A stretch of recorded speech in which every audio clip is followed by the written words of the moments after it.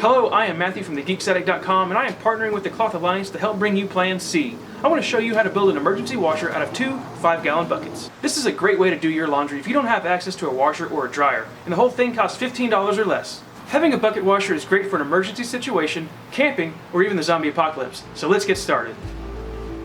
Now before we begin, here's a list of supplies that you will need. 2 matching 5-gallon buckets like these from Home Depot, a drill, a plunger, 1 bucket lid, cloth diaper safe soap like 7th generation, and water.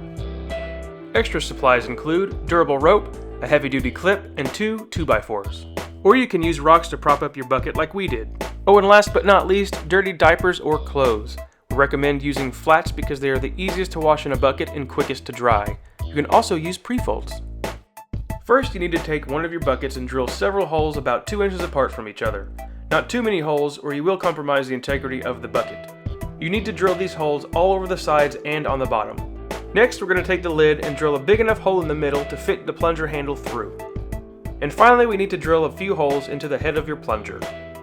So there you go. You have an instant washer and dryer that you can use for emergencies or camping, and it only took about 15 minutes to make.